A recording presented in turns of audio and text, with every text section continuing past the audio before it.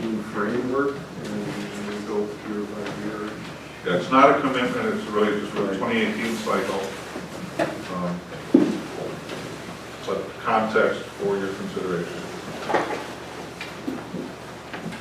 You comfortable with that as well? Yeah, I'm comfortable with that as well. I still haven't heard yet the answer, and I know we're going to look at it year by year. I am still concerned, I just want to say, of what happens in the year, you know, as we get closer to running out of our debt stabilization money. I'm concerned that if we don't take a few every year, do a little bit of cuts every year, my big concern, as I've said before, is just that all of a sudden we're going to hit with either a real big tax increase or a big cut in our current service levels. So I don't know how to address that any better than we No, I understand, and we'll continue to monitor and provide President Johnson. what we can. I agree with that. It's just, it seems as though, you know, we're looking at a structural problem here. Right. Yeah, it's a And structural. it's not, this isn't making the structural problem go away at all. Yeah, this is designed to smooth out the hump. It's designed to smooth out the hump, but it's, you know, cutting into the fund balance too, to the point where it's going to be a structural problem. So, I think it's not mutually exclusive to take this action, I'm sorry, I wasn't recognized. To take this action this year and then with the new manager on board, and it's a great time to relook at, you know, any kind of this, what the structural deficit is, what the goals are, what are different ways to achieve those goals. Now, I do think we're going to need to, we're going to have to go revisit our longer term capital projects. We may not be able to do everything or the timing that we wish DPW yard, as many streets, we may have to stretch things out. Right, that would be one alternative to slow that down, if we didn't want to look at services, or we look at services, or we look at a little bit of everything. Right. President Johnson. I just want to be clear then in my own mind. You know, we're looking at a 1.87 right now, levy increase, I believe. You know, from before we. 183. 183 was it? Okay. And in order to attain that 183, what number, what are we using of fund balance? Give me the line number I should be looking at. That number is not actually directly on this sheet. It's on the page 115 of the budget for general fund reserves. $264,376 from 263, 264, 263, 376. 376. And where is that 264,000 embedded on this sheet? Is it in there anywhere, or? No. Okay, it has nothing to do with this. It's not number 4. It's not embedded in number 4. Well, it's Part of Yeah. line 4 for 18. number 4 is the total stabilization. And Yeah. then line number 10, 82,365 is what's already in the debt service fund. And the amount of general fund reserves needed is the difference between those two numbers. So the 344 minus the 82, Gets you to 264. so it isn't here. Yes. Okay. It better be. No, It should be. It is. So 345 minus 82 So is 314 is 6, 163. 262, 377.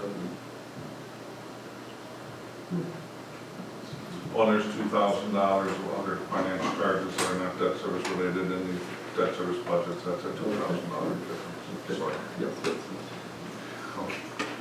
good. All right. So basically what we're saying though is to get to the 183, right now your budget includes the $264,000 of usage of fund balance. It does. Okay. I quickly add, I think this is a sound policy to level out your levy, your rate, you know, and keep it relatively stable to avoid those shock bills going out to the public. But Allison's right, you need to check it every year because your fund balances will also change. So again, assuming you have positive budget variances, future years, the fund balance will continue to grow a little bit, so this may not be a problem. If it turns out that it is a problem, you can always adjust your policy in later years, again, to stretch out your use of fund balance a little longer, go to a 6% or 7% stabilization, which will stretch the money further if you need to. Yeah, but the only way that your fund balance increases is if you either underestimated on your revenues or overestimated on your expenditures. Well, you hope every year to have a positive variance between the budget that you set and the actual performance at the end of the year. And most years, most municipal corporations do have a bit of a positive variance. And that's where much of your fund balance came from to begin with. It aggregated over a number of years because the budgets come in a few dollars under where they were appropriated. So again, it's easy to monitor. You're good for the next few years. But yes, you definitely need to monitor if you don't want to hit a wall and have a big 10% increase at one time. So if you see the fund balance is not there and the total is coming down, just adjust the policy a little bit.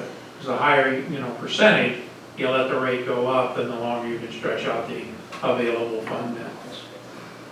But it's gonna disappear at some point. Right, at this exactly, rate. you're not. Yeah, well, the fixing amount problem. available- We're It's just going down stretching. really The amount fast. available will eventually be used Yeah. up because you have a plan to use it up and draw it back down to policy. Well, and again, if I might add too, that this model only uses about 75% of the available fund balance in Over- excess. Over the Right, 30%. so there's And that's a really important aspect Yeah, of so this. there- That is correct. That gives the board There's- some flexibility there's as that. well moving forward. And nobody's advocating getting at, let alone going below policy.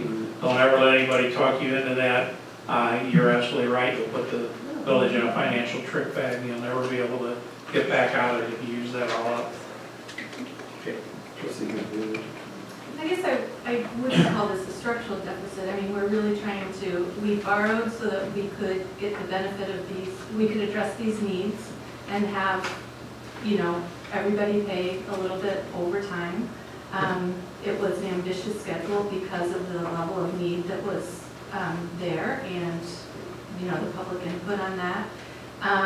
And so this is something we're trying to do to minimize the pain of paying that back, but, debt service is a reality. So we knew this was coming, and I think it's an innovative idea of how to use general funds to give a benefit to the taxpayer and level that out. But I wouldn't call it a structural deficit, and because we can continue to monitor it, I think it is, I think it's a really smart thing to do. Like if I might add to that, again, if the village were severely constrained by levy limits, I think I might have an alternate recommendation, but again, through the long-range planning process and the management of levy limits, the village does have levy limit capacity as to not to hit a wall you can't get out of. The choice would be Raise taxes. raise taxes now, raise taxes later, or some combination of that through trying to manage that hump of debt service payments that we're anticipating over the next 5 to 7 years. Mr. Grosek? Thank you. I guess, yeah, you could always raise taxes or you can cut services. I mean, so those are your two choices as always to manage. I appreciate this structure too and always been supportive of managing your hump. My concern has always been, as I think the president was somewhat stating, that when you get to the out years, not all of the water main work that might need to be done is in our long-range plan. That's just natural, that you don't know in your out years how much more infrastructure needs you're going to have. And we have aging infrastructure, so whether it's roads or... So my concern has always been, and I keep stating that I don't believe, and I could be wrong, and we'll monitor, and I appreciate that all Mark's work, but I do have some sort of doubt that we're going to have a hump, like we're going to get over a hump. I feel like it's more of a structural deficit in the sense that we will be incurring more debt, probably at the current rate, and that's just my own belief. And so knowing that, I get a little nervous if it is structural indeed, and we'll know more in the upcoming years, then I would rather be making smaller cuts to services, to the standard level of service each year than over a 1 year period or a 2 year period when we see the money ran out. So that's always just been my concern, and I hope to be proven wrong, but that's where my hesitation comes in. President Johnson? I'm good for using the 264,000 this year. Sure. I'm concerned about outlook, Absolutely. the outgoing years, so we have to monitor this very carefully. All right. That's good.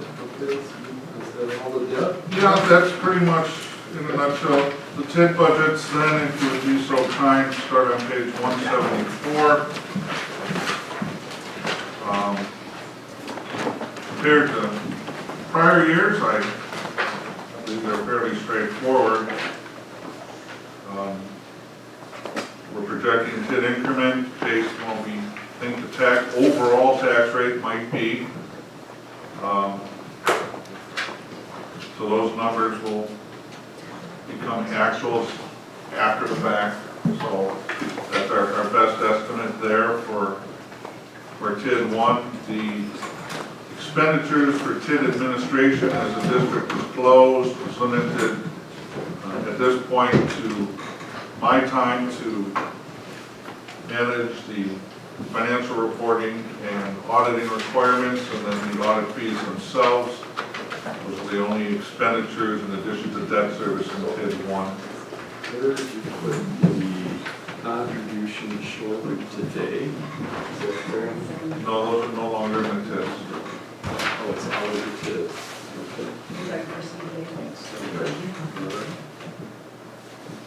If there's no questions on TID 1, on page 177 is TID 3. Staff will have a staff adjustment to this budget. The River Trail project on TID 3 is, construction on that is not going to be started in 2017, it's going to be deferred to 2018. Staff adjustments on your wrap-up worksheets, lines 17 and 18, indicates that we will amend the 2018 budget to include $150,000 of anticipated grants in 2018 related to that project, and $300,000 of anticipated costs to what you see in front of you. Again, that's a 50% match. The reality is the project just didn't get through engineering and permitting in 2017 as we had originally envisioned, so to make the 2018 budget reflective of what we anticipate the actual expenditures will be. Those monies will be again rebudgeted in the TID 3 for 2018. Those are the same numbers that we were using in 2017? No, we did some of the engineering works out of the way already. We were using 187.5 and 375 in 2017, thinking we'd get the entire project done. So we only really got through the engineering components of that. So the construction portion of that, we're currently estimating to be about $300,000 in expenditures, which would then generate $150,000 of reimbursable grants. So it's the same total? Yes, Exactly the same? yes. No change, it hasn't been monitored for? This is a TID project, it's not funded. Paid for from TID. But that is in a negative position, so how are you funding additional, how are you funding expense as a? Well, as you may have noted in previous financial reports, there's a cash deficit in the TID district at the end of the year. Keep in mind, this doesn't include certain cash flows that are not going to be seen in a budget document.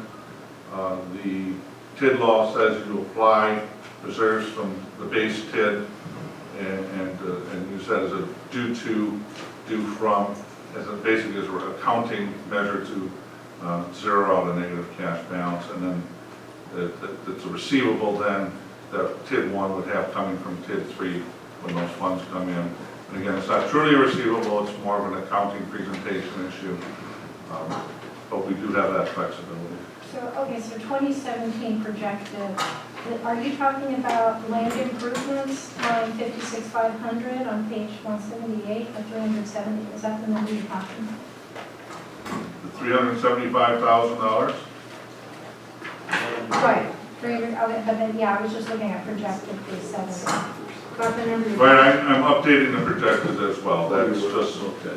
again, these documents were drafted at a time when we still had hopes and aspirations that this project would be completed. So none of that 370 is actually going to be expended in 2017? I think about 70,000, maybe About 70. 75,000 related to design and Okay, preparation will be I expended. see, okay, then the other 300 you're putting in 2018. That's correct. You're just moving it from one year to another. That's correct. And that's what I wanted to point out.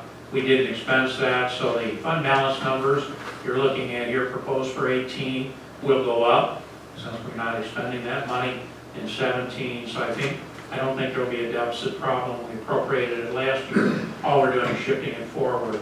So all those numbers down at the bottom will adjust accordingly. It'll be close, but What, We had it. I mean, in 20